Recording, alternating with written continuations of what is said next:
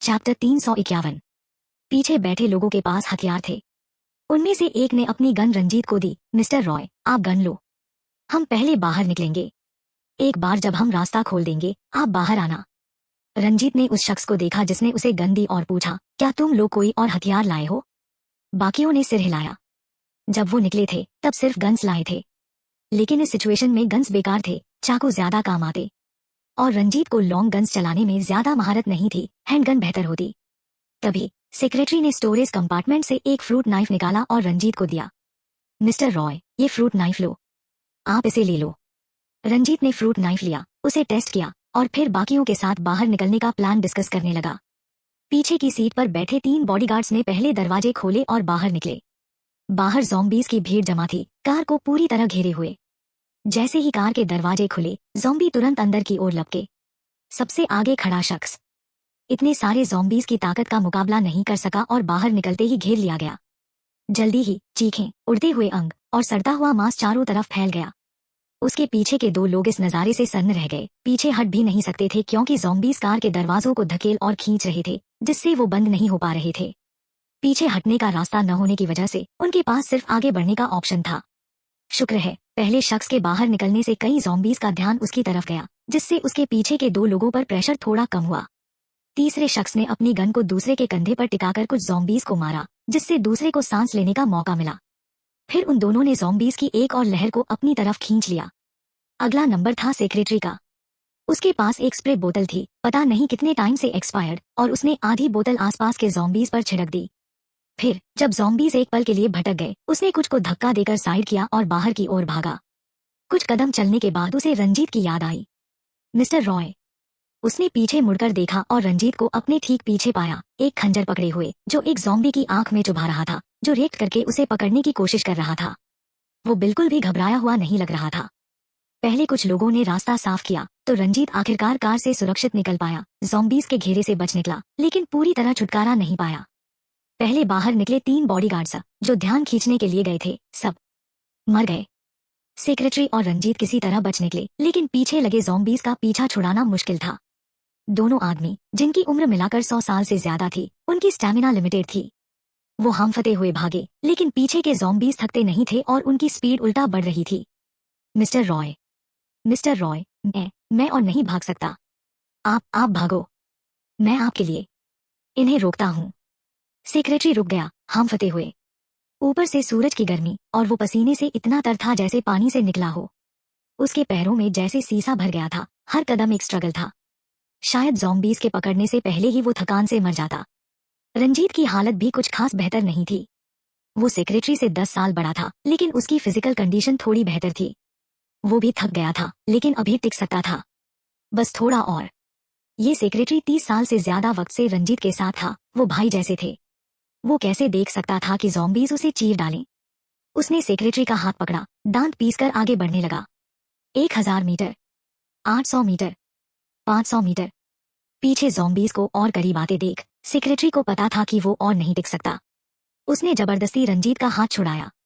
Mister Roy, जल्दी जाओ, मेरी फिक्र मत करो। ये कहकर उसने झुककर साइड से एक टूटी लकड़ी उठाई, ज़ॉम्बीज की तरफ मुड़ा और आखिरी बार लड़ने को तैयार हुआ। रंजीत ने सेक्रेटरी की पीठ को देखा, उसके दिल में गहरा दुख उमड़ आया। वो जो इतना सावधान इंसान था, उसने और लोग क्यों नहीं लाए? उसे पता था कि ये एपोकैलिप्स है, शहर की 60% आबादी ज़ॉम्बी बन चुकी थी, फिर भी हाल में ज़ॉम्बीज न दिखने की वजह से वो लापरवाह हो गया था। लेकिन अब वो मजबूर था। उसके हाथ में बस एक खंजर था, खुद को बचाना मुश्किल था, किसी और को बचाना तो दूर की बात। रंजीत ने दांत पीसकर मुड़कर जाने लगा। अचानक पीछे से गोलियों की आवाजें गूंजी। रंजीत ने सहज रूप से सिर ढक लिया, कवर ढूंढने लगा। जब उसे यकीन हो गया कि वो सुरक्षित है, तब उसने पीछे मुड़कर देखा, क्योंकि गोलियां उसके पीछे से आ रही थी। उसने देखा कि एक दूसरी सड़क से एक मिलिट्री ट्रक आ रहा था, जिसमें ढेर सारे लोग सवार थे। उसने पैसेंजर सीट पर बैठे शख्स को पहचान लिया, रवि। जैसे जैसे ट्रक धीरे धीरे पास आया, रंजीत कर सेक्रेटरी से बस कुछ दसियों मीटर दूर ज़ॉम्बीज को एक एक करके सिर या दिल में गोली मार दी गई। सेक्रेटरी जमीन पर गिरा हुआ था, अभी भी निराशा, डर और हैरानी के मिक्स्ड इमोशंस में था, जब रवि का ट्रक उसके पास पहुंचा। सेक्रेटरी महेश, क्या तुम्हें मेरी मदद चाहिए? रवि ने कार की खिड़की से झांककर पूछा। सेक्रेटरी महेश ने हाथ हिलाया। No thanks, welcome. ये कहकर रवि के ट्रक से लोग कूदने लगे। वो जॉम्बीज की तरफ बढ़े और ब्रेन मैटर ढूंढने लगे। पिछली घटना के बाद सबको जॉम्बी ब्रेन मैटर की अहमियत पता थी। जब इतने सारे जॉम्बीज मिले थे तो वो इन्हें छोड़ तो नहीं सकते थे। सेक्रेटरी ने देखा कि ये लोग खून से सने मेस में से एक पत्थर जैसी चीज को स्किलफुली निकाल रहे थे। उनकी एक्सपर्टीज उनके सीने में उमड़ती मितली को दबा रही थी। क्या ये था जॉम्बी ब्रेन मैटर? ये तो पत्थर जैसा दिखता था। जब तक रवि और उसके लोग जॉम्बी ब्रेन मैटर इकट्ठा करके खत्म हुए, सेक्रेटरी महेश ठीक हो चुका था। वो खड़ा हुआ और रवि की तरफ बढ़ा। मिस्टर रवि, आप क्या ढूंढ रहे हो? महेश हमेशा रवि को मिस्टर रवि कहकर बुलाता था। रवि के सबॉर्डिनेट्स उसे बॉस कहते थे और उसकी पुरानी कंपनी के लोग उसे सीईओ रवि बुलाते थे। उसे असल में वो टाइटल पसंद नहीं था। धीरे धीरे उसके सबॉर्डिनेट्स ने उसे सीईओ रवि बुलाना बंद कर दिया और बाकी लोग भी उसी तरह करने लगे। महेश को नहीं पता था कि उसे क्या बुलाए। भले वो पहले सैनिक था, लेकिन वो रिटायर हो चुका था, तो उसका पुराना मिलिट्री टाइटल यूज नहीं हो सकता था। चूंकि उसके अपने लोग उसे सीईओ रवि नहीं बल्कि बॉस कहते थे, तो सेक्रेटरी महेश ने उसे मिस्टर रवि बुलाना शुरू कर दिया। रवि ने कुछ नहीं छुपाया, बोला, जॉम्बी ब्रेन मैटर। यही तो वो चीज थी जिसकी उन्हें अब जरूरत थी, है ना? उन्हें इतने सारे जॉम्बीज आखिरकार मिले थे, लेकिन उनके पास उन्हें मारकर ब्रेन मैटर लेने के लिए हथियार नहीं थे और इस चक्कर में वो अपनी जान भी गंवा सकते थे। वो बस देख सकते थे कि रवि वो चीजें इकट्ठा कर रहा है। मिस्टर रॉय और सेक्रेटरी महेश, तुम लोग कहाँ से आ रहे हो? सिर्फ तुम दो ही क्यों? इतने बहादुर की अपने साथ कोई सबॉर्डिनेट भी नहीं लाए? रवि के शब्दों में तंज था। बहादुर का क्या मतलब? उसके मुंह से अभी ये शब्द पूरी तरह ताने जैसा था। महेश हद पार नहीं कर सकता था, तो उसने रंजीत की तरफ देखा। रंजीत अब महेश के पास पहुंच चुका था।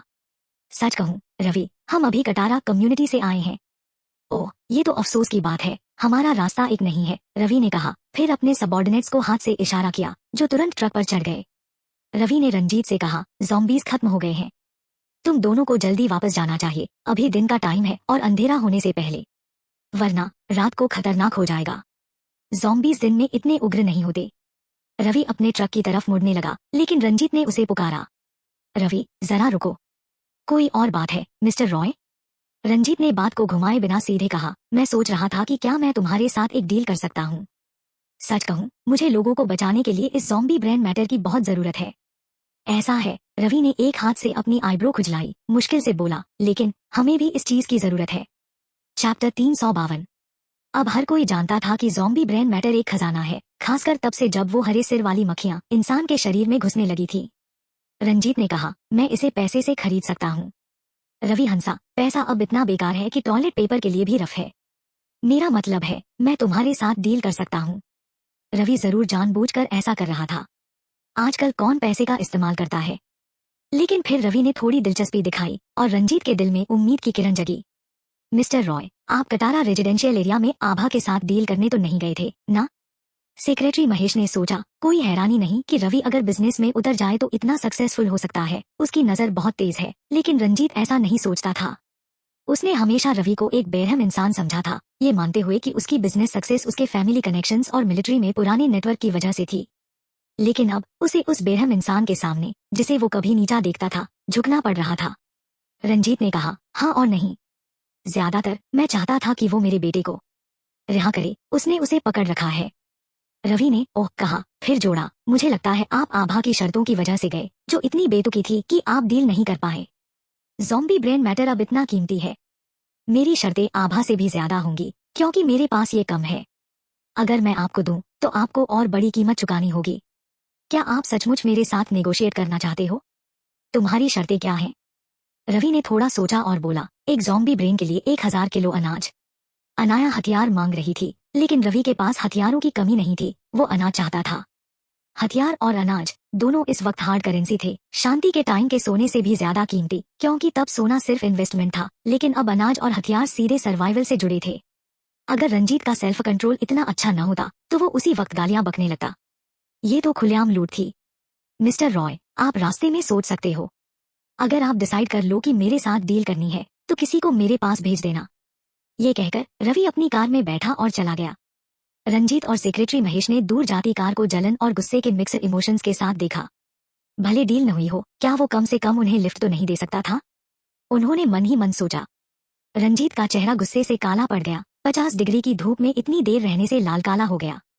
सेक्रेटरी महेश ने उसे तसल्ली दी, मिस्टर रॉय चलो, अभी सेफली घर पहुंचना सबसे जरूरी है। सेक्रेटरी महेश ने सोचा था कि रंजीत पहले रवि से लिफ्ट मांगेगा। इसके बजाय उसने रवि के ज़ॉम्बी ब्रेन खरीदने की बात उठाई। हाँ, क्या वो सचमुच बुढ़ापे में भटक रहा है? सेक्रेटरी महेश ने सोचा। इस सिचुएशन में क्या उसे पहले अपनी सेफ्टी को प्रायोरिटी नहीं देनी चाहिए थी और फिर डील की बात करनी चाहिए थी? अगर उसने पहले रवि को लिफ्ट के लिए पे करने की ऑफर की होती और फिर पहुंचने के बाद ब्रेन मैटर की बात की होती तो क्या वो बेहतर नहीं होता? अब डील तो हुई नहीं और उन्हें पूरा रास्ता पैदल चलना पड़ रहा था। चलो, रंजीत ने अपने सारे इमोशंस दबाए और आगे बढ़ने लगा। सेक्रेटरी महेश ने चुपके से आंख भरी और उसके पीछे चल पड़ा। सूरज ढलने से पहले रवि और उसका group successfully Katara residential area पहुंच गया। पहले की तरह आभा ने उसे वही फिल्टर्ड और डिसइंफेक्टेड बार का पानी परोसा। आभा, थोड़ी सी सच्चाई तो दिखा सकती हो? भले तुम मुझे अपने स्टैंडर्ड्स के हिसाब से ट्रीट ना करो, लेकिन इतना भी लापरवाही से नहीं कर सकती। रवि ने ग्लास आभा की तरफ बढ़ाया। इस पानी को देखो, अभी भी पीला है। आभा ने एक पलक उठाई। पीना नहीं चाहते? तो मत पियो। रवि कुछ कह पाता, इससे पहले प्रतीक ने उसके हाथ से ग्लास ले लिया। जैसे ही रवि को गुस्सा आया, आनंद ने खुशी से चिल्लाकर कहा, मिस आभा, आपने इस पानी में क्या डाला है? इसमें तो मीठा स्वाद है। मीठा स्वाद?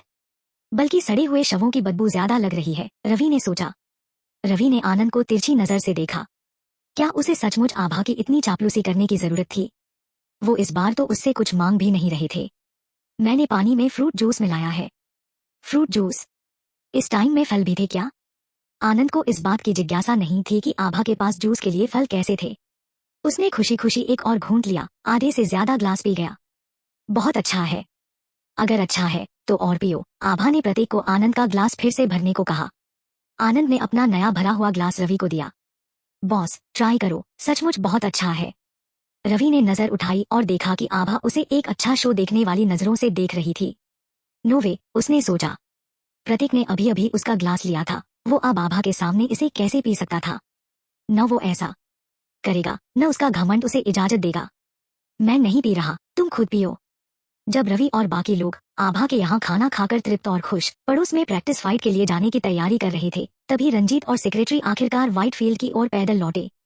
मिस्टर रंजीत, आप पैदल कैसे लौट आए? गेट पर खड़ा गार्ड उनकी लाल लाल चेहरों, लाल गर्दन और पसीने से चिपके बालों को देखकर पहले तो उन्हें पहचान ही नहीं पाया। पहले उसने सोचा कि ये कोई दो भिखारी हैं, लेकिन फिर उसने उनके कपड़े देखे जो कुछ जाने पहचाने से लगे। जब वो पास आए तब जाकर उसे समझ आया कि ये तो मिस्टर रंजीत और उनका सेक्रेटरी राजपाल हैं। गार्ड इतना हैरान था कि उसकी आवाज थोड़ी जोर से निकल गई। फिर पास में खड़े लोग ये सुनकर इकट्ठा हो गए। रंजीत की आंखों में उदासी थी। उन्होंने गेट पर खड़े लोगों की तरफ देखा तक नहीं और लंबे लंबे डग भरते हुए अंदर चले गए। हालांकि हर कदम पर उनके पैरों में तेज दर्द हो रहा था। चैप्टर 353। उनके पैरों में पड़े छाले कब के फट चुके थे और खून उनकी मोजों के साथ जम गया था। उन्होंने जिंदगी में कभी इतनी बुरी हालत नहीं देखी थी। रंजीत की ये बेतरतीब हालत को परम और यशपाल ने भी देख लिया। उन्होंने उनकी हालत का मजाक नहीं उड़ाया, बल्कि पूछा कि आभा के साथ उनकी बातचीत कैसी रही। रंजीत ने साफ कपड़े पहने और पैरों पर दवा लगाई, फिर यशपाल और परम से मिलने गया। मिस्टर रॉय, आभा ने क्या कहा? परम ने पूछा। साफ सुथरे कपड़े पहनकर और तरोताजा होकर रंजीत ने अपनी वही रिफाइंड वाइब्स वापस पा ली थी। एक ज़ॉम्बी ब्रेन कोर के लिए 500 गन और 1500 राउंड गोला बारूद। परम की आंखें चौड़ी हो गईं, उसने इतना मांगने की हिम्मत कैसे की? यशपाल ने परम जितना तीखा रिएक्शन नहीं दिया, लेकिन वो भी आभा की इस लूटमार वाली डिमांड से साफ तौर पर नाखुश था। क्या कोई नेगोशिएशन की गुंजाइश नहीं है? रंजीत ने कहा, मैंने कोशिश की, लेकिन उसने कहा कि ये सामान उनकी जान पर खेलकर लाया गया है, मार्केट में इसकी कीमत अनमोल है, और मुझसे कहा कि सोच लो कि डील करनी है या नहीं। इस तरह की डकैती के साथ हमें भी वैसा ही बर्ताव करना चाहिए जैसा वो दूसरों के साथ करती है, परम गुस्से में बोला। रंजीत चुप रहा, यशपाल के फैसले का इंतजार कर रहा था। यहाँ फैसला सिर्फ यशपाल ही ले सकता था। पैसे वाला ही बॉस होता है। रंजीत के पास इतनी गन और गोला बारूद नहीं थे, अगर देना हो तो वो यशपाल को ही देना था। आखिरकार रंजीत खुद यशपाल के लिए काम करता था। वो एक ही नाव में सवार थे, अगर एक को नुकसान होता तो सबको होता। अगर उसके सारे सबॉर्डिनेट मर गए तो ये यशपाल के लिए भी नुकसान होता। कुछ मिनट की खामोशी के बाद यशपाल ने धीरे से कहा, तो मैं मिस्टर रॉय को झमक दूंगा कि आभा को बता दे कि मैं उसकी शर्तों से सहमत हूँ। कल मैं सामान इकट्ठा करके उसे भेज दूंगा। रंजीत ने यशपाल की ओर देखा, तुम सचमुच उसकी शर्तों पर राजी हो? और क्या तुम कहीं और से ये सामान ला सकते हो? रंजीत चुप हो गया।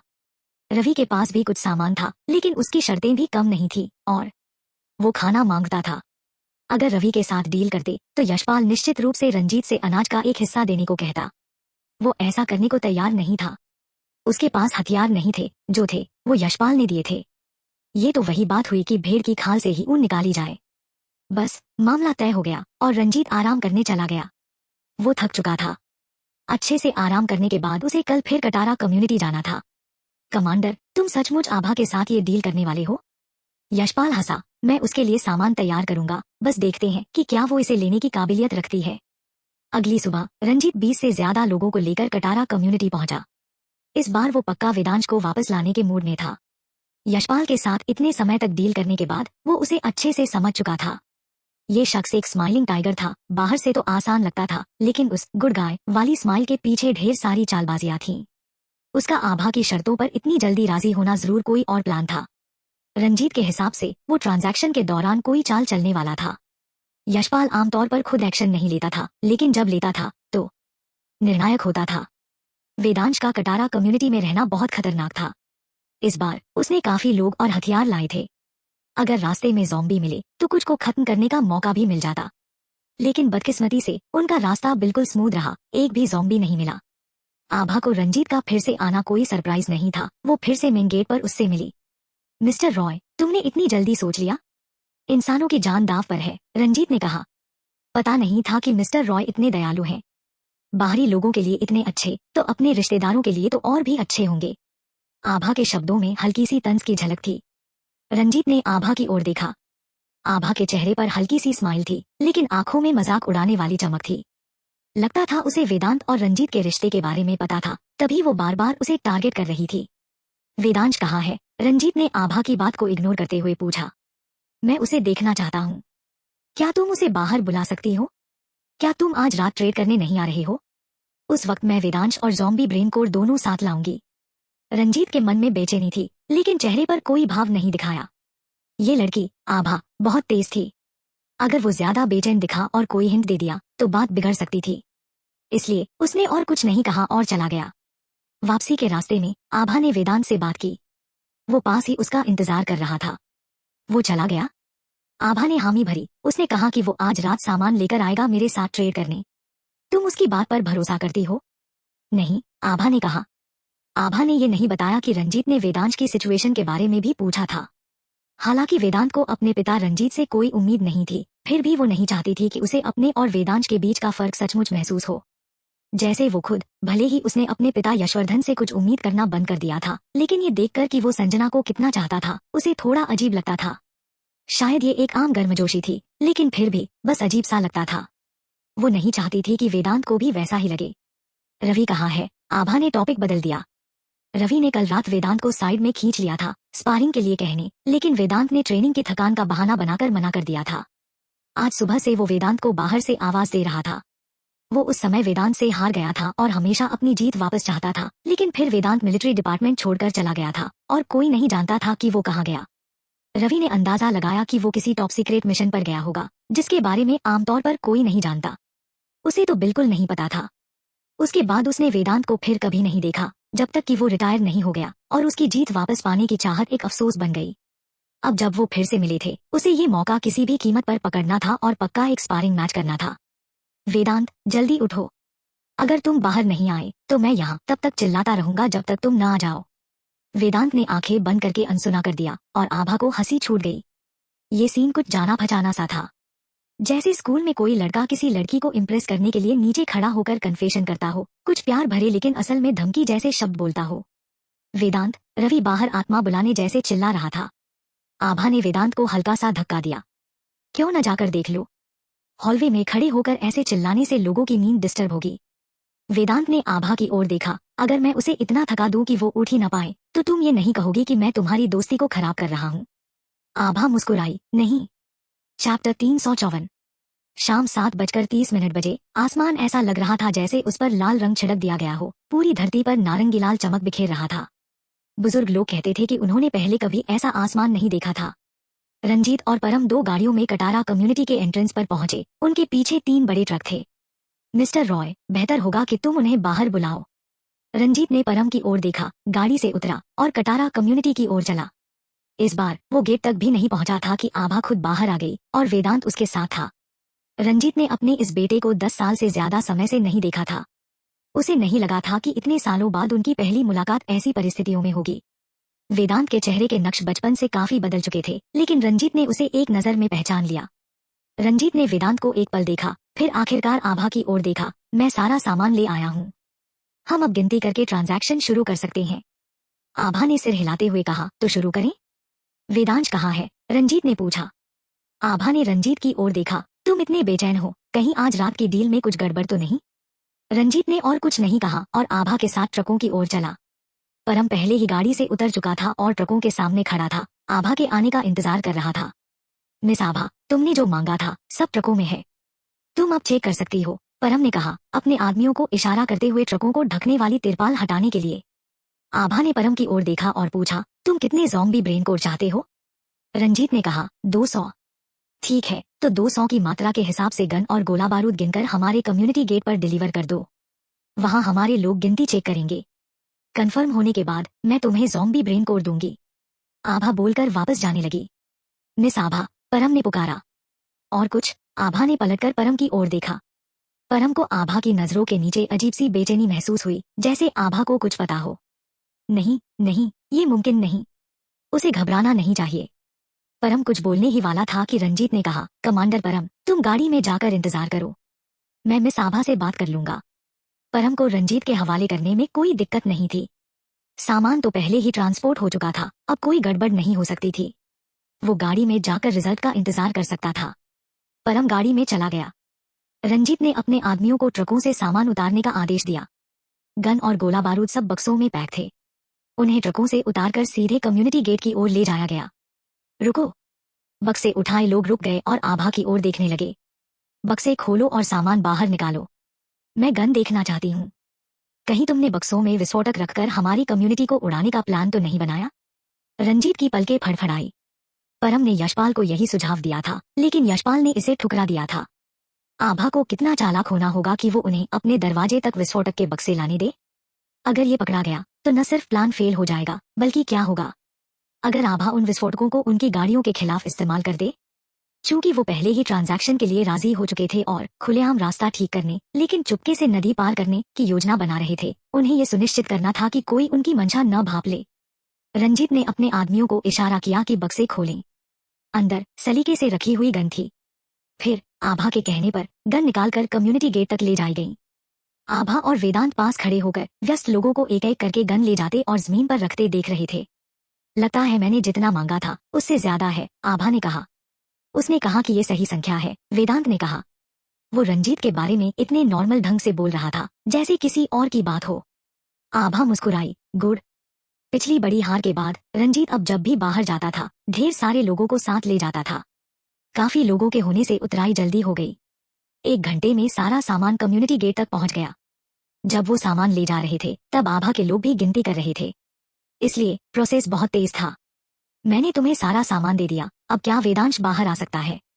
आभा ने रंजीत के सवाल का जवाब नहीं दिया, बल्कि गिनती कर रहे शख्स से पूछा, कुल कितना? 30,000 गन। गोलियों की सही संख्या अभी गिनी जा रही है। आभा ने रंजीत की ओर देखा, मिस्टर रॉय, इसका क्या मतलब है? रंजीत को पता था कि आभा ज्यादा गन की बात कर रही थी। वो बोला, ज्यादा वाली गन वेदांश के लिए है। हाँ हाँ, जैसा कि उम्मीद थी, रॉय ग्रुप के क्राउन प्रिंस का मिस्टर रॉय के दिल में बहुत वजन है। आभा ने हल्के से कहा, हालांकि मैं हमेशा अपनी बात पर कायम रहती हूँ। जो मैंने कहा वही है, मुझे ज्यादा नहीं चाहिए। प्रतीक, सारा एक्स्ट्रा सामान मिस्टर रॉय को वापस कर दो। प्रतीक ने सिर हिलाया और तुरंत अपने लोगों को ढेर से एक्स्ट्रा गन गिनने का आदेश दिया। वापस करने की जरूरत नहीं। अगर तुम्हें बुरा लग रहा है तो बस ज्यादा गन की कीमत को ज़ॉम्बी ब्रेन कोड में बदल दो। रंजीत को उम्मीद नहीं थी कि आभा ज्यादा गन लेने से मना कर देगी। पहले तो उसने इतनी बड़ी डिमांड रखी और अब वो इतनी नेक बन रही है। क्या ये मुमकिन था? चाहे मुमकिन हो या न हो, वो जरूर उसे ये गन वापस नहीं करने दे सकता था। कोई एक्स्ट्रा ज़ॉम्बी ब्रेन कोड नहीं है, आभा ने कहा, गन के ढेर की ओर बढ़ते हुए और एक गन को कैजुअली उठाते हुए। ये गन कौन सा मॉडल है? मैंने पहले नहीं देखा। इसके पावर की टेस्टिंग कैसी होगी? क्यों न तुम मुझे डेमो दिखाओ। वो मुस्कुराई और जो गन पकड़े थी उसे रंजीत के पास खड़े एक शख्स की ओर उछाल दिया। चैप्टर 355। रंजीत के साथी जाहिर है उसके भरोसेमंद लोग थे। भले ही यशपाल और बाकियों ने इस मामले को सीक्रेट रखा था, लेकिन परम और रंजीत के करीबी विश्वासपात्रों को कुछ इनसाइड इन्फो पता थी। उदाहरण के लिए रंजीत के पास खड़ा आदमी जानता था। उसने आभा की मुस्कुराती हुई फेस देखी और उसकी रीढ़ में ठंडक सी दौड़ गई। वो रंजीत की ओर देखे बिना नहीं रह सका। रंजीत को उम्मीद नहीं थी कि आभा ऐसा स्टंट खींचेगी, लेकिन उसने जल्दी रिएक्ट किया और अपने आदमी की ओर से जवाब दिया, मिस आभा तो गन की मास्टर है, मेरे ये रैगटैग लोग तो बिल्कुल भी नहीं है। ऐसे में आभा ने गन वापस ली और कहा, मैं वेदांश से इसे ट्राई करने को कहूंगी। वो फायर आर्म्स के बारे में बहुत कुछ जानता है और गन का मास्टर है। वो जरूर इस टाइप की गन को पहचान लेगा और उसे यूज करना भी जानता होगा। बोलते हुए वो पलटी प्रतीक को गन वेदांश के पास ले जाने को कहने वाली थी। मिस। रंजीत की आवाज में पहले से ही टेंशन थी। उसने जानबूझकर चेहरा सख्त किया, अपनी घबराहट को गुस्से के पीछे छिपाने की कोशिश की। तुम इस ट्रांजैक्शन के लिए राजी हुई थी। अब हमने तुम्हारी डिमांड के मुताबिक सामान डिलीवर कर दिया और तुम ये स्टंट कर रही हो। क्या तुम जानबूझकर टाइम वेस्ट कर रही हो, या तुम डील से पीछे हटना चाहती हो और इसे खत्म करना चाहती हो? आभा ने रंजीत की ओर देखा। उसकी आंखें, जो सब कुछ देख लेने वाली थी, उनमें हल्का सा तंज था। रंजीत, जो दशकों तक बिजनेस की दुनिया में जंग लड़ चुका था, हर तरह की सिचुएशन देख चुका था। उसे साजिशें, खुली चालें और धोखे का अच्छा एक्सपीरियंस था। उसने कब कमजोरी दिखाई थी। फिर भी अब आभा जैसी एक जवान लड़की की नजरों के सामने उसे सचमुच थोड़ा गिल्ट फील हो रहा था। उसने अपने दिल की घबराहट को दबाया और आभा की नजरों से नजरें मिलाईं। आभा ने अपने होठों को हल्का सा मोड़ा और जो गन वो पकड़ी थी उसे कैजुअली उन गनों के ढेर में फेंक दिया जो रंजीत और उसके लोगों को वापस किए जाने वाले थे। इन्हें मिस्टर रॉय की गाड़ी तक भिजवा दो। रंजीत ने बेप्सी से देखा कि आभा ने अपने लोगों से सारी एक्स्ट्रा गन वापस गाड़ी पर लोड करवा दी। कोई बात नहीं, इन सारी गनों में गड़बड़ नहीं थी। अगर एक भी गड़बड़ वाली गन आभा के पास रह जाए तो वो काफी थी। अब क्या मेरा बेटा बाहर आकर मेरे साथ जा सकता है? रंजीत ने फिर पूछा। इस बार आभा ने मना नहीं किया और किसी को वेदांश को बुलाने भेजा। वेदांश अभी भी उसी रिलैक्स्ड वाइब में था। उसने देखा कि रंजीत और उसके लोग ढेर सारी गन लाए थे। वो उनके पास गया, उन्हें चेक किया और बोला, डैड, क्या आप आभा के साथ फिर से डील कर रहे हो? बोलते हुए वो आधा झुका, उन गनों को चेक करने लगा जो अभी गिने जाने वाले थे। जिपर खींचकर उनके अंदर देखने लगा। वो सचमुच फायर आर्म्स में काफी इंटरेस्टेड था। ये उसकी कलेक्शन से जाहिर था। रंजीत ने वेदांश की हरकतें देखी और उसे बहुत टेंशन हो रही थी। उसने गहरी आवाज में कहा, यहाँ आओ। वो उसे और कोई क्लू ढूंढने नहीं दे सकता था, वरना उनका प्लान बर्बाद हो जाता, सब कुछ बेकार हो जाता। रंजीत ने फिर आभा की ओर देखा। मिस आभा, गन चेक हो चुकी हैं। अब तुम्हें मुझे ज़ॉम्बी ब्रेन कोड दे देने चाहिए, है ना? आभा ने उन लोगों की ओर इशारा किया जो गन ट्रांसपोर्ट कर रहे थे। एक शख्स ने गनों के साथ साथ एक बैग भी गाड़ी पर रख दिया। वो पहले ही उस गाड़ी पर गनों के साथ रख दिए गए हैं। रंजीत ने कहा, क्या तुम हमें सामान चेक भी नहीं करने दोगी? आभा एक ऐसी लड़की थी जिसके पास चीट हाउस से ज्यादा ट्रिक्स थी। बिना सामान चेक किए वो कैसे श्योर हो सकता था? ओह, मैं भूल गई। चलो ठीक है, मैं तुम्हारे साथ चलकर सामान चेक करवाती हूँ। आभा आगे बढ़ने लगी और रंजीत उसके पीछे। रुको, वेदांश ने अचानक बोला। उसकी आवाज पहले से कहीं ज्यादा सीरियस थी। आभा रुक गई और रंजीत भी रुक गया। रंजीत के दिल में एक अजीब सा डर उठा। ये गन ठीक नहीं है। बस हो गया।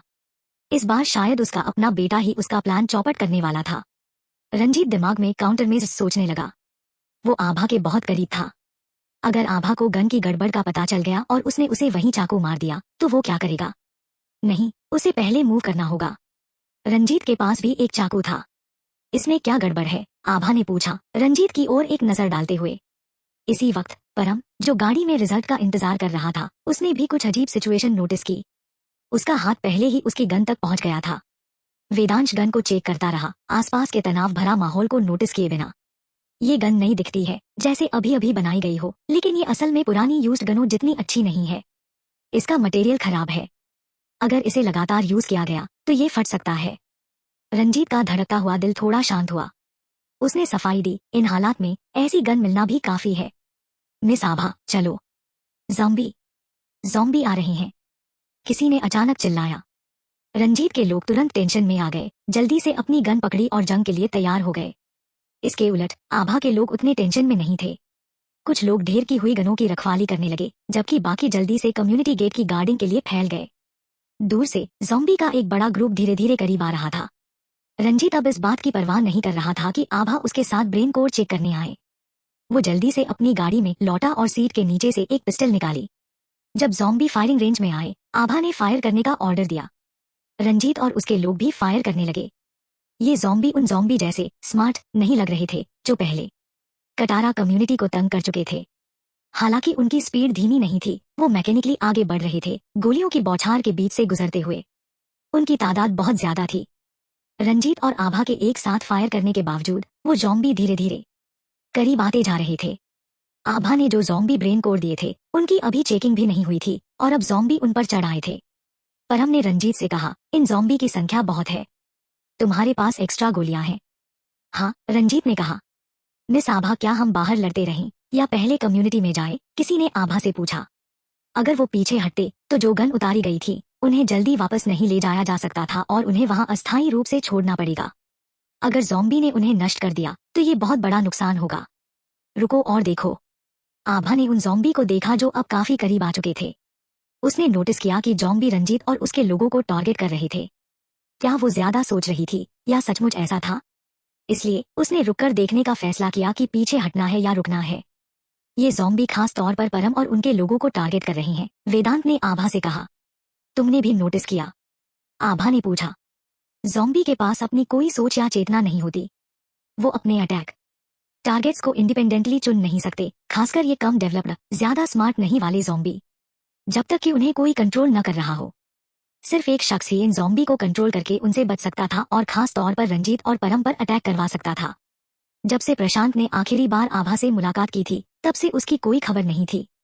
इस बार वो इस तरह उनकी मदद कर रहा था। आभा सोच रही थी कि क्या वो आसपास कहीं था। आभा को यकीन था कि परम इस बार कोई स्पेशल ऑपरेशन लेकर नहीं आया था। आभा और वेदांत ने इस अनोमली को डिटेक्ट कर लिया था। उसी तरह रंजीत और परम ने भी कुछ अजीब नोटिस किया था। चैप्टर 356। क्या तुमने नोटिस किया कि ये ज़ॉम्बी खास तौर पर हमें टारगेट कर रहे हैं? परम ने रंजीत से पूछा। हाँ, रंजीत ने जवाब दिया। वो आभा और उसके ग्रुप से ज्यादा दूर नहीं थे, तो इतना साफ फेवरेटिज्म नोटिस न करना नामुमकिन था। क्या आभा ज़ॉम्बी को कंट्रोल कर रही सकती है? परम ने पूछा, हालांकि उसे खुद इस पर यकीन नहीं था। कैसे मुमकिन है? रंजीत को भी यकीन नहीं था। अगर इंसान ज़ॉम्बी को कंट्रोल कर सकते तो वो दुनिया पर राज कर लेते। ये समझते ही आभा ने अपने लोगों को फायरिंग रोकने का ऑर्डर दिया। आभा के ग्रुप के फायरिंग बंद करते ही सारा प्रेशर रंजीत की साइड पर आ गया। भले ही उन्होंने एक्स्ट्रा गोला बारूद लाया था, लेकिन इतने बड़े ज़ॉम्बी अटैक की उम्मीद नहीं थी। अंदाजन 300 से 400 ज़ॉम्बी सब सीधे उनकी ओर बढ़ रहे थे। उनकी गोलियां तेजी से खत्म हो रही थी। कमांडर परम, क्या हम पहले पीछे हटें? हमारे पास शायद गोला बारूद नहीं है, रंजीत ने कहा। तुमने नहीं कहा था कि तुम काफी लाए हो? परम ने तीखे लहजे में जवाब दिया। और यहाँ इतने सारे ज़ॉम्बी हैं, ढेर सारे ब्रेन स्टेम्स मिल सकते हैं। रंजीत ये जानता था, लेकिन क्या वो सारे ज़ॉम्बी को खत्म कर पाएंगे ये पक्का नहीं था। और अगर कर भी लिया तो क्या आभा उन्हें ब्रेन स्टेम्स लेने देगी? वो तो जरूर लूट का दावा करेगी। अगर गोलियां खत्म हो गई तो रंजीत का लहजा भी उतना ही नाखुश था। तुम सैनिक हो, तुम्हें किसी और से बेहतर पता होना चाहिए कि जंग में कितना गोला बारूद खर्च होता है। डिपार्चर चेक के वक्त तुमने ज्यादा लाने को क्यों नहीं कहा? परम ने रंजीत की ओर देखा, फिर उन गनों की ओर जो आभा ने पहले वापस की थी। आभा ने कुछ गन वापस की थी, उनमें से कुछ तो यूजेबल होंगी ही। अगर नहीं तो हम वही यूज करेंगे। रंजीत चुप रहा, मतलब उसने सहमति दे दी। मौजूदा सिचुएशन में यही उनका एकमात्र ऑप्शन था। और जैसा परम ने कहा, इतने सारे रेडीमेड ज़ॉम्बी ब्रेन स्टेम्स के साथ भले ही आभा हिस्सा मांगे, उन्हें फिर भी कुछ मिलेगा। मिस्टर रॉय, हमारी गोलियां खत्म हो रही हैं। जल्द ही कोई रिपोर्ट करने आया। ट्रक पर जाओ और यूजेबल गन ढूंढो, फायरिंग जारी रखो। ये प्रोबेबिलिटी का मामला था। रंजीत को यकीन नहीं था कि आभा ने हर एक गड़बड़ वाली गन वापस कर दी होगी, लेकिन जो उन्हें नामुमकिन लग रहा था वो हो गया। मिस्टर रॉय, वो सारी गन प्रॉब्लमैटिक है। क्या कहा? सिर्फ रंजीत ही नहीं, परम को भी यकीन नहीं हुआ।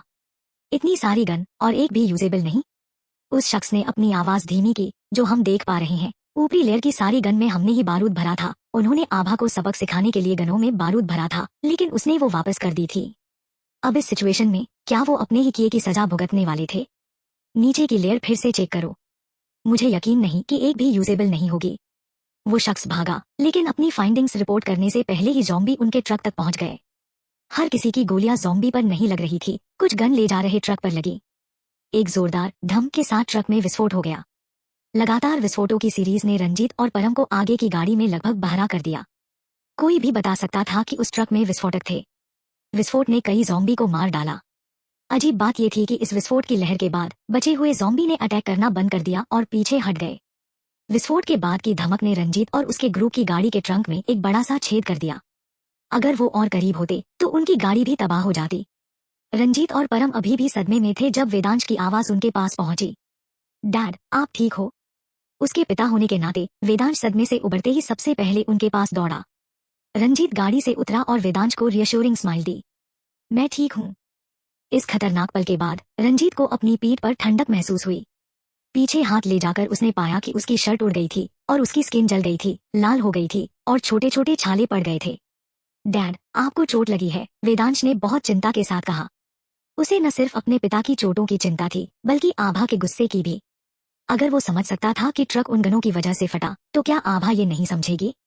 ये खुशकिस्मती थी कि वो उड़ नहीं गए। रंजीत एक बार फिर मौत से बाल बाल बचा था और इससे पहले कि वो अपनी जिंदगी की खुशी मना पाता उसे आभा के लोगों ने घेर लिया। परम ने अनजान बनते हुए कहा, मिस आभा, इसका क्या मतलब है?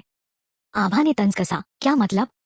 तुमने फर्जी ट्रांजैक्शन का इस्तेमाल करके गनों में विस्फोटक प्लांट करने की कोशिश की ताकि मुझे मार सको। तुमने मेरे साथ गंदा गेम खेला तो मुझे बदला लेने के लिए दोष मत दो। परम ने आभा की ओर देखा और गुस्से में जवाब दिया, हम भी बिना तैयारी के नहीं आए। मुझे हाथ लगाकर दिखाओ। बिना किसी और के बोलने की जरूरत आभा ने परम की टांग में गोली मार दी। परम अपनी टांग पकड़कर जमीन पर गिर पड़ा। उसके कुछ लोग आभा पर गन तानने लगे लेकिन आभा के लोगों ने उनके सिर पर गन तान दी और उनके हथियार छीन लिए। आभा, तुम्हें अपनी इस घमंड की कीमत चुकानी पड़ेगी। तुम मेरे साथ क्या होता है वो देखने तक नहीं बचोगे, लेकिन तुम शायद आज यहाँ मर जाओ। आभा ने फिर से अपनी गन उठाई, इस बार परम के सिर पर निशाना लगाते हुए।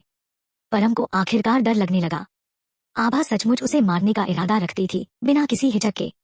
क्या तुम नहीं जानना चाहती कि प्रशांत कहाँ है? अगर तुम मुझे मार दोगी तो तुम उसे फिर कभी नहीं देख पाओगी। परम ने अपनी जान बचाने के लिए प्रशांत का नाम लिया। सच तो ये था कि इन शब्दों का आभा पर कोई खास असर नहीं हुआ। उसे पता था कि प्रशांत पूरी तरह ठीक है, लेकिन यहाँ प्रशांत के पुराने सबॉर्डिनेट्स थे और उन्हें नहीं पता था कि प्रशांत जानबूझकर परम के पास रह रहा है। अगर उसने प्रशांत की परवाह न की तो वो निराश हो जाते। वैसे भी परम को मारना उसका प्राइमरी ऑब्जेक्टिव नहीं था। पावर का डिस्प्ले, उसे अपनी मारने की डिटर्मिनेशन दिखाना काफी था। वो कहाँ है? आभा ने पूछा। परम का धड़कता हुआ दिल धीरे धीरे शांत हुआ। उसने सही अनुमान लगाया था। जाहिर है वो कहीं है जहां मुझे पता है। आभा ने अपनी गन नीचे की। इन सबको बांध दो। परम और उसके लोगों को बांधा जाना था, लेकिन रंजीत का क्या? वेदांश उसके साथ था, क्या उसे भी बांधा जाए या वेदांश को अलग करके अकेला छोड़ दिया जाए? नीचे झुको, आभा ने अचानक चिल्लाया। उसी वक्त तेज गोलियों की बौछार उन पर बरस पड़ी। आभा की चेतावनी की वजह से कटारा डिस्ट्रिक्ट के सभी लोग नीचे झुक गए। परम के ग्रुप के कई लोग गोली लगने से गिर पड़े, जबकि बाकी तुरंत कवर लेने लगे। परम ने ऊपर देखा और एक जानी पहचानी ट्रक देखी। उसके चेहरे पर एक शातिर स्माइल उभरी। उसे पता था कि दूसरी साइड के पास सिर्फ एक ट्रिक नहीं होगी और उनका एक बैकअप प्लान होगा। यशपाल के साथ आए रेनफोर्समेंट्स पूरी तरह हथियारबंद सैनिक थे, लाइव अम्यूनिशन लिए हुए। उधर आभा ने भी उसी वक्त डिफेंसिव लाइन ऑर्गेनाइज करके तैयारी कर ली थी। दोनों साइड्स मेन एंट्रेंस पर भयंकर कॉम्बैट में उलझ गए। वेदांश और रंजीत एक कोने में दुबके हुए थे। L chapter 357। मैंने आपको पहले ही बोला था कि आभा को कम मत समझो, उसके खिलाफ साजिश मत रचो। आपने सुना ही नहीं। अब देखा, उसने हर चीज के लिए पहले से तैयारी कर रखी थी। आप उसका मुकाबला नहीं कर सकते। इस मोड़ पर रंजीत को मानना पड़ा कि आभा वाकई में फॉर्मिडेबल थी। शायद उसने जैसे ही रंजीत ने उसकी शर्तें मानी थी तभी से तैयारी शुरू कर दी थी। उसे हथियारों की कोई कमी नहीं थी। वेदांत जैसे पार्टनर के साथ जिसके पास अनलिमिटेड सप्लाई थी, वो उन घटिया हथियारों की तरफ देखती भी नहीं जो रंजीत उससे लेने की कोशिश कर रहा था। रवि भी आभा के साथ था, उसके साथ मिलकर फाइट कर रहा था। आभा में ऐसी क्या जादूगरी थी कि इतने सारे लोग खुशी खुशी उसके साथ चलते थे? आपको इस अफरा तफरी में निकल जाना चाहिए। अगर आप नहीं गए और पकड़े गए तो मेरे भाई को अजीब नहीं लगेगा। रंजीत ने वेदांश की ओर देखा। तुम नहीं जा रहे? वेदांश ने बहुत रूखेपन से जवाब दिया, नहीं, क्यों जाओ जब यहाँ अच्छा खाना पीना मिल रहा है। ऐसे वक्त में भी वो खाने के बारे में सोच रहा था। रंजीत अपने बेटे वेदांश से सचमुच निराश था। काश वो वेदांत जितना आधा भी काबिल होता। रंजीत वेदांश को अपने साथ नहीं ले जा सका और अफरा तफरी में निकल गया। हालांकि उसे अपने बेटे पर गुस्सा और निराशा थी, लेकिन वेदांश की बातों में कुछ दम था। वो इस बात से सहमत था कि आभा उसे छोड़ेगी नहीं, लेकिन वो इस बात से असहमत था कि अगर वो पकड़ा गया तो वेदांत मुश्किल में पड़ जाएगा। वेदांत को शायद अपने पिता से सिर्फ नफरत थी, तो वो क्यों परेशान होता। जंग शाम से लेकर आधी रात तक चली। दोनों तरफ के लोग हताहत हुए। कटारा कम्युनिटी के सारे मर्द, औरतें और बच्चे फाइट में शामिल हो गए। यहाँ तक कि उदय और डॉक्टर अवस्थी, जो पहले सारे झगड़ों से दूर रहते थे, वो भी चुप नहीं बैठ सके और ज्वाइन करना चाहते थे। आखिरकार आभा ने जिन्हें उनकी प्रोटेक्शन के लिए नीचे छोड़ा था, उन्होंने इन्हें रोक लिया। टीचर, क्या आपके पास कोई तरीका है जिससे आभा और बाकियों की मदद हो सके? रमेश ने वरिड टोन में कहा। वो आभा की पर्सनैलिटी को बहुत अच्छे से जानता था। वो जरूर सबसे आगे होगी। जैसा कि कहते हैं, गोलियां अंधी होती हैं, और दुश्मन खास तौर पर उसे टारगेट कर रहा था। डॉक्टर अवस्थी भी परेशान थे, लेकिन वो बस एक बूढ़े इंसान थे जिनके पास खुद को बचाने की ताकत नहीं थी, और उनके पास ऐसा कुछ भी नहीं था जो दुश्मन को तुरंत खत्म कर सके। ऐसी चीजें थी जो लोगों को तुरंत मार सकती थी, जैसे जहरीली गैस, लेकिन वो उनके अपने लोगों को भी खत्म कर देती, और वो उनका रिसर्च फील्ड नहीं था। वो इसे जल्दी बना भी नहीं सकते थे, और अगर बना भी लेते तो यूज नहीं कर सकते थे। डॉक्टर अवस्थी ने लाचार होकर सिर हिलाया। रमेश की बेचैनी उसके चेहरे पर साफ दिख रही थी, लेकिन उनके पास और कोई चारा नहीं था। चिंता मत करो, आभा एक काबिल इंसान है। वो जरूर इस क्राइसिस से निपटने का रास्ता निकाल लेगी। हालांकि डॉक्टर अवस्थी रमेश को दिलासा दे रहे थे, लेकिन ये कोई खोखली बात नहीं थी। ये लड़की आभा बहुत स्ट्रैटेजिक थी और कभी भी बिना सोचे समझे काम नहीं करती थी। रवि बिना वजह लोगों को नहीं लाया था, वो मदद के लिए था, जिससे पता चलता था कि आभा पहले से तैयार थी। सचमुच अगर उनके जैसे लोग बाहर चले गए तो आभा को उनकी देखभाल में डिस्ट्रैक्ट होना पड़ता। उदय कभी कभी रमेश की ओर देखता, जैसे उसकी बात सुन रहा हो, लेकिन उसकी आंखों में एक जिज्ञासु नजर थी। तभी डॉक्टर अवस्थी के एक स्टूडेंट, जो रमेश का सीनियर था, ने रमेश से कहा, रमेश, क्या तुम्हें मिस आभा पसंद है? उसकी बेचैनी देखकर लगता था कि ऐसा ही है। आभा के लिए उसकी चिंता नॉर्मल दोस्ती के दायरे से बाहर थी। क्या बकवास कर रहे हो? रमेश ने आईब्रो चढ़ाई और अपने सीनियर को घूरा। ऐसे खतरनाक वक्त में उसके लिए चिंता करना नॉर्मल नहीं है। अगर उसे कुछ हो गया तो हम सब मर जाएंगे।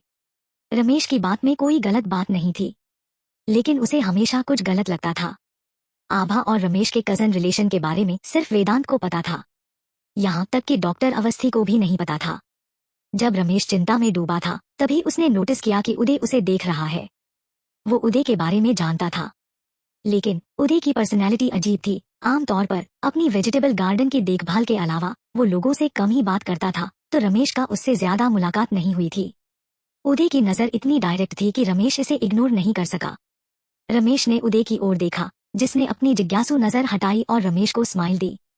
रमेश कंफ्यूज हुआ और जवाब में स्माइल दी। तभी जमीन अचानक तेजी से हिलने लगी। भूकंप, भूकंप। लगभग उसी वक्त बिल्डिंग्स हिलने लगी। पल भर में सारी बिल्डिंग्स ढहने लगी। जल्दी छोटे स्क्वायर की ओर भागो। हालांकि बिल्डिंग्स के बीच का गैप काफी बड़ा था, लेकिन ढहने के बाद वो छोटी छोटी जगहें पूरी तरह भर गईं। खुशकिस्मती से डॉक्टर अवस्थी और बाकी लोग तेजी से भागे और दबे नहीं।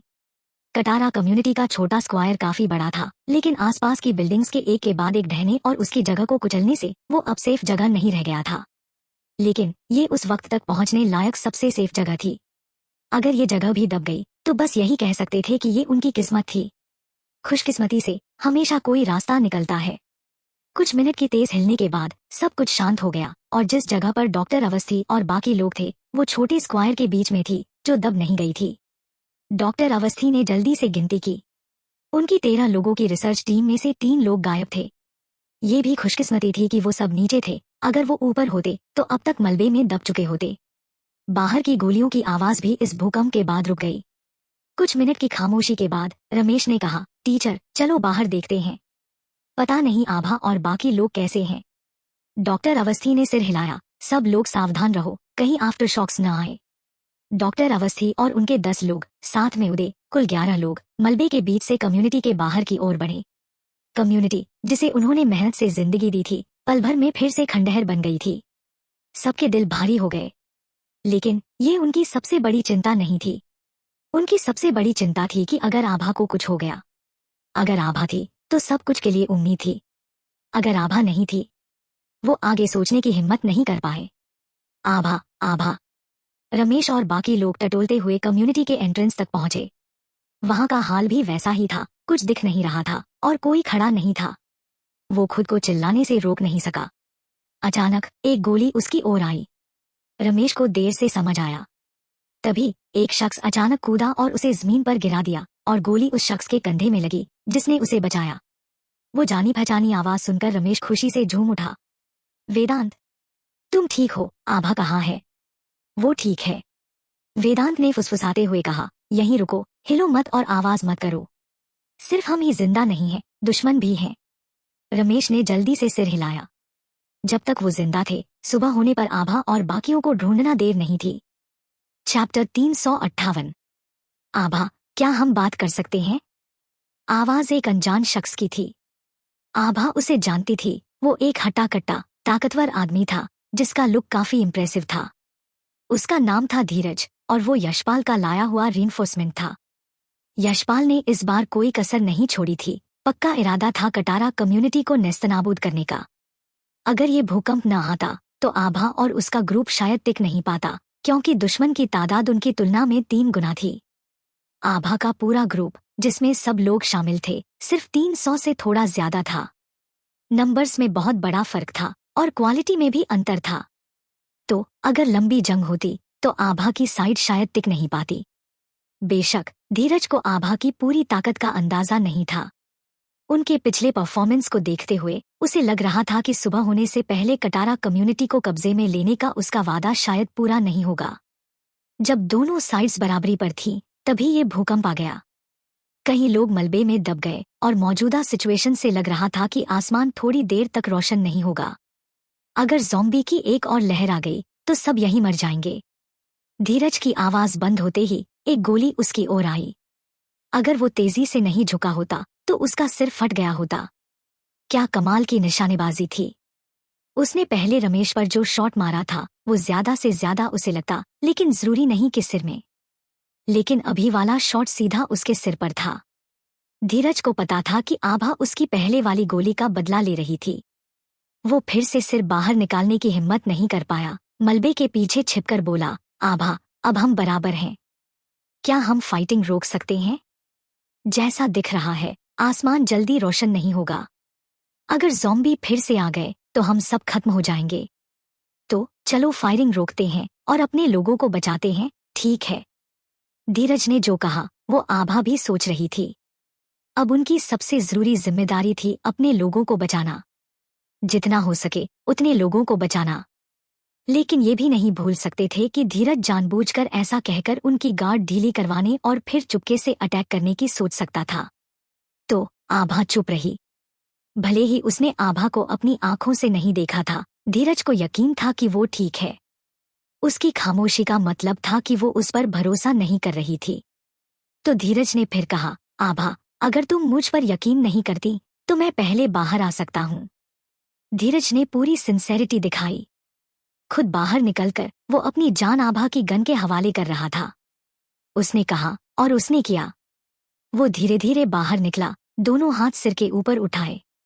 आसमान बहुत अंधेरा था और असल में किसी को साफ देखना मुमकिन नहीं था, लेकिन फिर भी उसने ऐसा किया। वो थोड़ी देर वहां खड़ा रहा और फिर आभा की आवाज आई, तुम्हारा नाम क्या है? वैसे तो आभा को वेदांत और रवि से उसका नाम पहले ही पता चल गया था, लेकिन उसने अनजान बनकर फिर से पूछा। मेरा नाम धीरज है। ठीक है, पहले अपने बचे हुए सबऑर्डिनेट्स को ऑर्डर दो कि वो अपने हथियार डाउन करें। लॉजिकली दोनों साइड्स को कॉम्प्रोमाइज करना चाहिए था। धीरज ने पहला स्टेप लेकर खुद बाहर निकलकर दिखाया था और अब आभा की बारी थी। लेकिन उसने धीरज से उसके सबऑर्डिनेट्स के हथियार डाउन करने को कहा, जो सेंस नहीं बनाता था। धीरज ने गहरी सांस ली। छोड़ो, अच्छे मर्द औरतों से नहीं उलझते। वो एक बार और बड़ा दिल दिखाएगा। उसे यकीन नहीं था कि वो गंदा गेम खेलेगी। तो धीरज ने जोर से अपने बचे हुए लोगों को हथियार डाउन करने का ऑर्डर दिया। असल में बहुत कम लोग उसका जवाब दे पाए। इसके बजाय मलबे के अंदर से हल्की हल्की मदद की पुकारें सुनाई दी। धीरज के इतना आगे बढ़ने पर आभा को भी राहत मिली और वो मलबे के पीछे से बाहर निकली। धीरज की तुलना में आभा की साइड को कम नुकसान हुआ था। गिनती करने पर पता चला कि 20 से ज्यादा लोग मलबे में दबे थे। तो आभा ने तुरंत लोगों को उनकी रेस्क्यू के लिए ऑर्डर दिया। आभा की साइड पर रेस्क्यू का काम जोरों पर था, जबकि धीरज की साइड का हाल काफी उदास था। सिर्फ 100 से थोड़े ज्यादा लोग पूरी तरह सही सलामत थे और गोलियों से मर चुके लोगों के अलावा कम से कम 300 से 400 लोग मलबे में दबे थे। उसने अपने सबॉर्डिनेट्स को लोगों को रेस्क्यू करने को कहा, लेकिन उनके पास गन के अलावा कोई टूल्स नहीं थे, तो वो सिर्फ हाथों से खोद सकते थे। आभा और उसके ग्रुप के पास छोटे छोटे फावड़े थे। सबसे जरूरी बात, आभा की साइड के पास कुकू था। उनकी एफिशिएंसी बहुत हाई थी। कुकू, जो पूरा सफेद था, मलबे के ढेरों पर इधर उधर दौड़ता था। जहां कहीं वो रुककर लगातार भौंकता, आभा वहां लोगों को खोदने को कहती और हमेशा कोई न कोई मिल जाता। क्योंकि वो कम्युनिटी के बाहर थे, ऊंची बिल्डिंग्स के ढहने से दबे नहीं थे, तो दबाव ज्यादा गहरा नहीं था। जो लोग खोदे गए उन्हें रमेश के हवाले कर दिया गया। वंदना और नीति पास में मदद कर रही थी।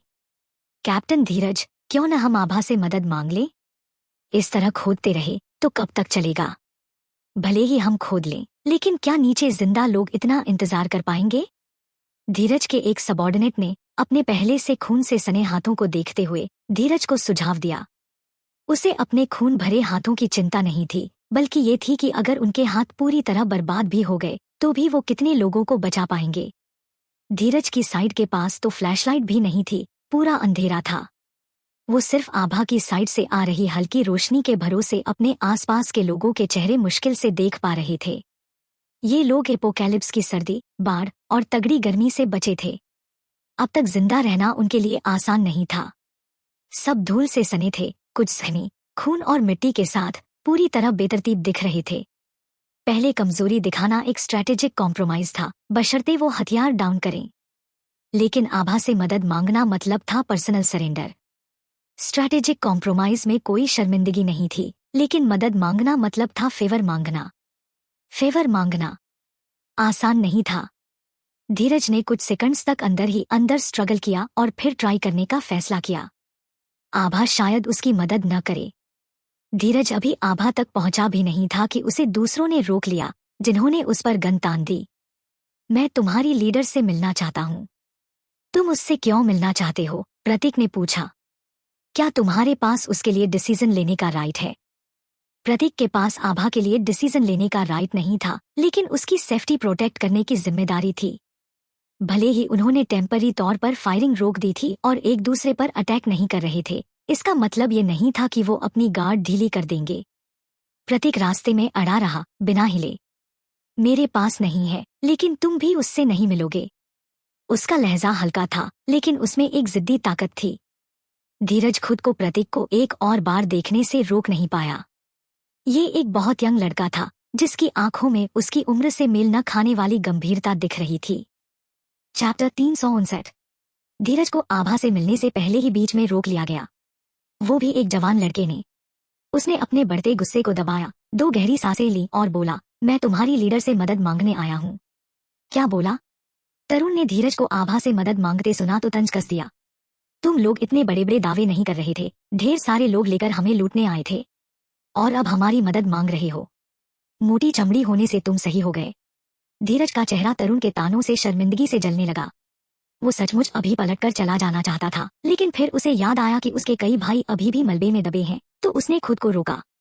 तरुण ने फिर बोला, हम तुम्हारी मदद नहीं करेंगे, तुम जा सकते हो। अगर ये भूकंप न आया होता तो वो शायद अभी भी इन हरामियों के अटैक का मुकाबला करने में जूझ रहे होते, और अब ये चाहते हैं कि वो इनके लोगों को रेस्क्यू करने में मदद करें, इन्हें बचाए ताकि ये फिर से पलटकर उनसे लड़े। धीरज की नजर कई सेकंड्स तक प्रतीक और तरुण पर टिकी रही, गहरी और ठंडी। उसे पहले कभी इस तरह बेइज्जत नहीं किया गया था। तरुण और प्रतीक ने धीरज की नजरों का सामना बिना झिझके किया। तभी आभा की आवाज आई, तुम मेरे लोगों को मारना चाहते हो और फिर चाहते हो कि मैं तुम्हारे लोगों को बचाने में मदद करूं? तुम्हारा दिमाग खराब है, या तुम्हें लगता है कि मुझसे पवित्र रोशनी निकल रही है? धीरज ने अपनी नजरें हटाई और आभा की ओर देखा। क्या तुम अपने सबॉर्डिनेट्स को ऐसे ही ट्रेन करती हो? मेरे और मेरे लोगों के रिश्ते से तुम्हें कोई मतलब नहीं। आभा, अगर आज रात हम न होते तो तुम सब अपने घरों में सो रहे होते जब भूकंप आया, और तुम में से एक भी जिंदा न बचता। इस नजरिए से तुम्हारी जिंदगी का क्रेडिट हमें जाता है। क्या तुम्हें मेरा शुक्रिया नहीं करना चाहिए? अपनी नानी का शुक्रिया करो। तरुण गाली देने से रोक नहीं सका। कोई इतना बेशर्म कैसे हो सकता है? धीरज का चेहरा और स्याह पड़ गया और उसकी तरुण की ओर नजर में किलिंग इंटेंट था। आभा एक कदम आगे बढ़ी, तरुण को अपने पीछे कर लिया। गलत एटीट्यूड के साथ मदद मांगने आए हो और उल्टा तथ्यों को तोड़मरोड़ कर दुश्मनी को दोस्ती में बदल रहे हो। अगर फाइट करना है तो चलो करते हैं। धीरज को न सिर्फ आभा से ठंडा रिस्पॉन्स मिला बल्कि बेइज्जती भी सहनी पड़ी। उसका चेहरा बेहद खराब हो गया। ये देखकर उसके सबॉर्डिनेट्स ने अब आभा से मदद मांगने का सुझाव देने की हिम्मत नहीं की। ये पहले से ही बेहद अनरियलिस्टिक था। भूकंप से पहले ये वही लोग थे जो अटैक कर रहे थे। भूकंप के बाद ये चाहते थे कि दूसरी साइड उनके लोगों को रेस्क्यू करने में मदद करे। कितना बड़ा संत होना चाहिए जो ऐसी रिक्वेस्ट को मान ले। धीरज और उसके लोग कई घंटों तक नंगे हाथों से खोदते रहे, लेकिन सिर्फ 1 दर्जन लोग ही बचा पाए। इसके अलावा बचाए गए लोग बुरी तरह जख्मी थे। बिना डॉक्टर्स, बिना दवाइयों और पोलर नाइट की स्थिति में, जहां घुप अंधेरा था और कुछ दिखाई नहीं दे रहा था, इन सारी मुश्किल कंडीशंस का मतलब था कि भले ही वो बच गए हों, ये लोग ज्यादा देर जिंदा नहीं रह पाएंगे। इन हालात में धीरज ने एक फैसला लिया। जो लोग बुरी तरह जख्मी थे और मलबे में दबे थे, उन्हें छोड़ दो। उनका आभा के ग्रुप के साथ सिर्फ टेम्पररी सीजफायर था। एक बार आभा अपने रेस्क्यू ऑपरेशंस खत्म करके हाथ खाली कर लेगी तो वो जरूर पलटकर उन्हें मार डालेगी। कैप्टन धीरज, क्या हम उन्हें सरप्राइज अटैक करके पूरी तरह खत्म कर दें? जिस शख्स ने पहले धीरज को आभा से मदद मांगने का सुझाव दिया था, उसकी आंखों में अब एक शातिर चमक थी। ये एपोकैलिप्स था और फिर एक नेचुरल डिजास्टर आ गया था। सारी नैतिकता और सहीगलत का कॉन्सेप्ट कब का फेंक दिया गया था। सर्वाइवल सबसे जरूरी था। पहले आभा से मदद मांगना सर्वाइवल के लिए था, अब पलटकर उन्हें खत्म करना भी सर्वाइवल के लिए था। आभा के ग्रुप के पास फावड़े थे, डॉक्टर्स थे और ये उनकी टेरिटरी थी, तो उनके पास सप्लाईज भी थी। अगर वो आभा के ग्रुप को खत्म कर दें तो वो यहाँ रिकवर कर सकते थे और अगला मूव प्लान कर सकते थे। धीरज भी इस मौके का फायदा उठाकर आभा के ग्रुप को खत्म करना चाहता था, लेकिन उसे अभी भी यकीन नहीं था कि आभा के पास कितने लोग हैं और अगर असल में फाइट छिड़ गई तो जीतने की कितनी संभावना है। प्रतीक, भाइयों को ले जाओ और कैप्टन प्रशांत के साथ कोऑर्डिनेट करो। किसी भी वक्त दुश्मन का सामना करने के लिए तैयार रहो। प्रतीक ने सिर हिलाया। वो तुरंत इंतजाम करने चला गया। रवि और उसके सबॉर्डिनेट्स कुकू के साथ मिलकर लोगों को रेस्क्यू करने में लगे थे। रमेश और उसका ग्रुप उन लोगों का इलाज कर रहा था जो अभी अभी मलबे से निकाले गए थे, जबकि वेदांत ने आरुष को लेकर कहीं और एम्बुश सेट कर लिया था। आभा पहले से तैयार थी। आज वो धीरज और उसके ग्रुप को इस खंडहर से जिंदा निकलने नहीं देगी। धीरज ने आभा की साइड की मूवमेंट्स ऑब्जर्व की। उसने नोटिस किया कि आभा का ग्रुप पूरी तरह बेपरवाह लग रहा था, अभी भी लोगों को रेस्क्यू करने में बिजी था और उनकी तरफ बिल्कुल सावधान नहीं था। लेकिन डिप्टी कमांडर यशपाल का पिछला प्लान आभा ने पहले ही भाप लिया था, जिसके चलते परम और रंजीत को भागना पड़ा था और उसी की वजह से उसकी बाद की जंग हुई थी। क्या आभा सचमुच सिर्फ उनके मौखिक सीज फायर एग्रीमेंट के भरोसे अपनी गार्ड डाउन कर सकती थी? धीरज को लगता था कि ये नामुमकिन था। हमारे पास सिर्फ इतने लोग हैं, शायद हम आभा को हरा न पाए। काफी सोचने के बाद धीरज ने पहले एक्शन न लेने का फैसला किया। तो अब क्या करें? जिस रास्ते से आए थे उसी से वापस जाएं, उस शख्स ने कहा। जिस रास्ते से आए थे वो शायद साफ नहीं है और जब हम वापस जाएंगे तो हमारे पास न गाड़ियां होंगी न खाना पानी। हम कितनी दूर जा सकते हैं? और ये तो जॉम्बी के अनप्रेडिक्टेबल फैक्टर को गिन भी नहीं रहे। अगर फिर से जॉम्बी मिल गए तो हम सचमुच रास्ते से बाहर हो जाएंगे। धीरज चुप रहा। किसी और ने टिप्स लगाई। कैप्टन धीरज, क्यों न हम सब कुछ दांव पर लगा दें? अगर हम आभा के ग्रुप को खत्म कर देते हैं तो हमें जाना नहीं पड़ेगा। आभा के ग्रुप के पास ढेर सारी सप्लाईज होंगी और डिप्टी कमांडर यशपाल ने जो गन का बैच उसे दिया था वो भी पास में है। इनके साथ हमें किस बात का डर? जाना मतलब था अनजाने रिस्क का सामना करना, रहना भी खतरनाक था। उन्हें नहीं पता था कि अगर वो गए तो क्या वो अपनी टेरिटरी तक जिंदा लौट पाएंगे, लेकिन अगर वो रुके और ये जंग लड़ी और जीत गए तो उनके पास नई टेरिटरी और सप्लाईज होंगी। 2 बुराइयों में से कम बुरी चुनो। जाने की तुलना में वो रुककर रिस्क लेना ज्यादा पसंद करते थे। धीरज सख्ती से सबको ले जाने के लिए डिटरमिन नहीं था। इसके अलावा आभा और उसके ग्रुप ने पहले उसे गुस्सा दिलाया था और उसे उस गुस्से को किसी तरह निकालना था, तो उसने अपने सबॉर्डिनेट के सुझाव को मान लिया। धीरज और उसका ग्रुप चुपके से अपने हथियारों की इन्वेंट्री करने और अटैक प्लान तैयार करने लगा, जबकि आभा का ग्रुप बाहर से रिलैक्स्ड लग रहा था, लेकिन असल में वो उनकी मूवमेंट्स पर लगातार नजर रखे हुए था। प्रतीक की नजरें धीरज की दिशा में थी, लेकिन इतना अंधेरा था कि साफ कुछ दिख नहीं रहा था और उसे कुछ सुनाई भी नहीं दे रहा था। तो वो टेंशन में रहा। इतना टेंशन मत लो, रवि ने कहा, थोड़ा रिलैक्स कर। प्रतीक ने रवि की ओर देखा और बोला, मेरा मूड तुम जितना अच्छा नहीं है। रवि ने कहा, आभा ने तुम्हें हर तरह से शानदार ट्रेन किया है, लेकिन एक चीज है, तुम बहुत रिजिड और बोरिंग हो। कई चीजों में फ्लेक्सिबिलिटी चाहिए। प्रतीक ने रवि की बात पर ध्यान देना बंद कर दिया। अगर वो उससे बात करता रहा और धीरज की मूवमेंट्स मिस कर गया तो अगर तुम इतने टेंशन में रहोगे तो जब असल फाइट शुरू होगी क्या तुम अपना बेस्ट परफॉर्म कर पाओगे?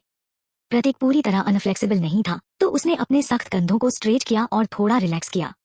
जैसे ही वो रिलैक्स हुआ, रवि ने अचानक बोला, वो लोग मूव करने वाले हैं। सब तुरंत बैटल मोड में आ गए। बिल्कुल वैसे ही अगले ही सेकंड में धीरज और उसका ग्रुप आभा के ग्रुप पर फायर खोलने लगा। चोर को पकड़ने के लिए पहले राजा को पकड़ो। धीरज और उसके ग्रुप को पता था कि उनकी मौजूदा ट्रूप स्ट्रेंथ और हथियार नाकाफी थे और वो इसे लंबा नहीं खींच सकते थे। उन्हें तेज और निर्णायक ढंग से फाइट करनी थी, आभा को खत्म करना था, फिर बाकी लोग कुछ खास नहीं कर पाएंगे। उनके अपने टैक्टिक्स थे और आभा के ग्रुप ने पहले ही अपने टैक्टिक्स डिप्लॉय कर रखे थे। चैप्टर 360। अंधेरा होने की वजह से देखना और मूव करना मुश्किल था, लेकिन ये शानदार कवर भी दे रहा था। आभा ने पहले ही जख्मी लोगों और डॉक्टर अवस्थी जैसे स्कॉलर्स को सेफ जगह पर भेज दिया था। जहां आभा थी वहां की चहल पहल सिर्फ एक चाल थी ताकि धीरज को लगे कि वो जख्मी लोगों को रेस्क्यू करने में बिजी है।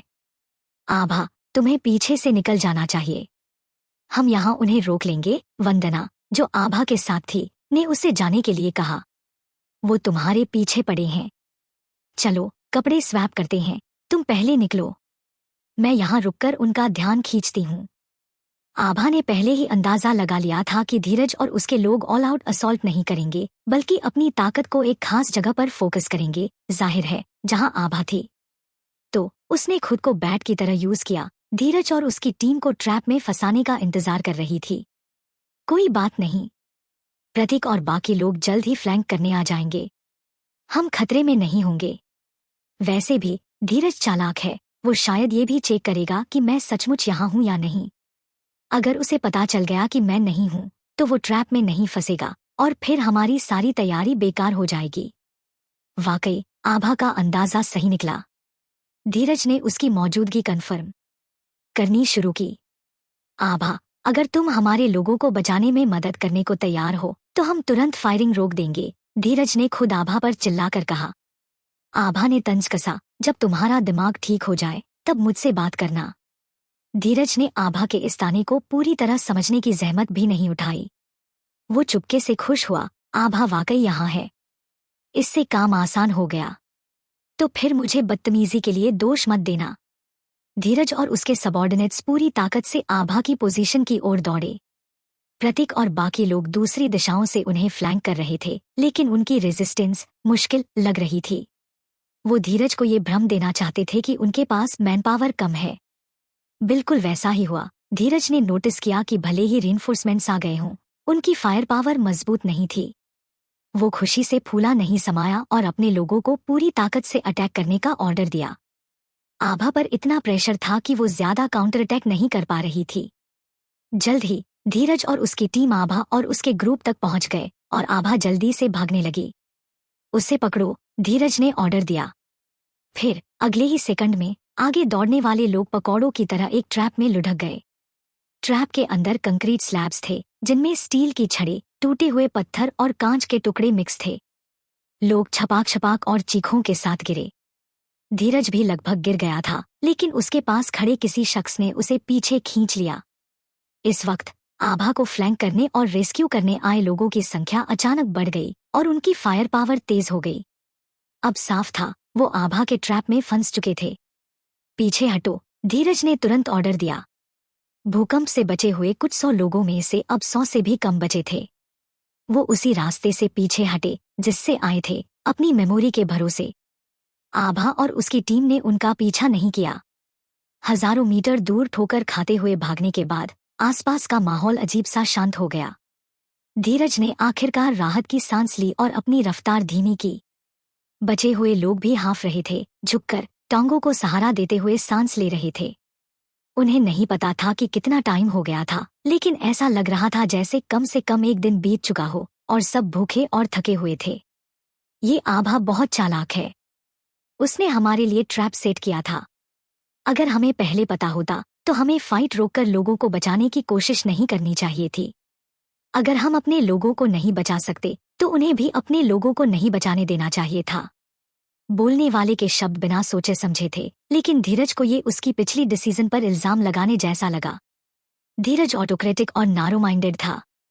उसे कोई भी अलग राय सुनना पसंद नहीं था। फिर भी वो डेमोक्रेटिक होने का दिखावा करता था, जैसे जब उसके सबॉर्डिनेट्स ने सुझाव दिया था कि सिचुएशन का फायदा उठाकर आभा और उसके ग्रुप पर अटैक कर दें। अगर वो नहीं चाहता था तो कोई उसे मनाने की हिम्मत नहीं कर सकता था। क्या तुम मुझे ब्लेम कर रहे हो? जिसने बोला था उसे अब एहसास हुआ कि उसने क्या कह दिया था और वो जल्दी से सफाई देने लगा। नहीं कैप्टन धीरज, मैं। अचानक एक काली नाल उसके सिर पर सट गई। उसकी बात पूरी होने से पहले एक धमाके के साथ उसके सिर में खून का छेद हो गया और वो सीधा ढेर हो गया।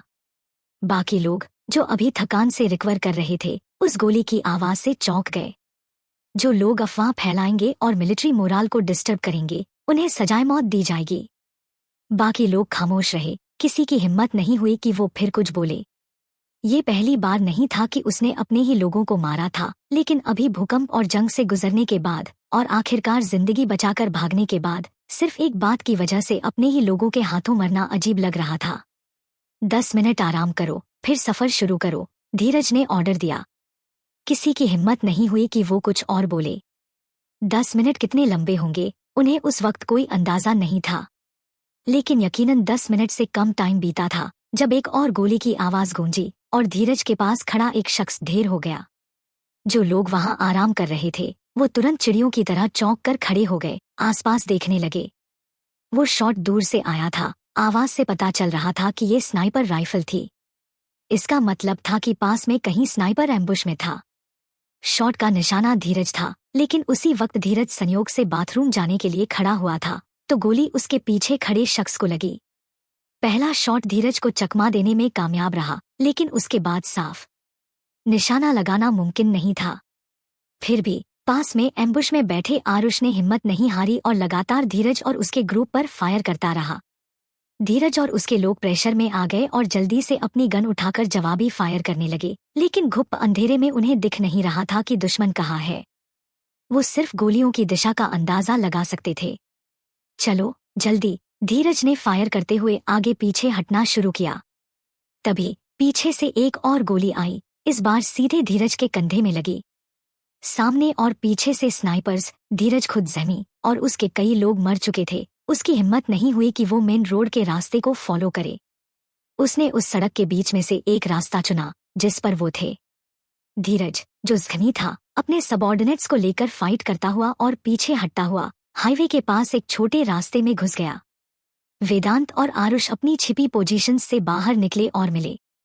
वो फिर भी भाग निकला। आरुष बहुत गुस्से में था। उसकी पोजीशन शानदार थी, वो शॉट जानलेवा हो सकता था। बस बदकिस्मती थी कि धीरज बाल बाल बच निकला। वेदांत ने कहा, वो जख्मी है, अभी ये नहीं पता कि वो बचेगा भी या नहीं। मेरे स्किल्स अभी भी अच्छे नहीं हैं। अगर मैंने पहले निशाना लगाया होता, पहले फायर किया होता तो कोई एक्सीडेंट नहीं होता। खुद को इतना कोस मत, सब कुछ टाइमिंग और सर्कमस्टांसेस पर डिपेंड करता है, वेदांत ने उसे दिलासा दिया। चलो वापस चलते हैं,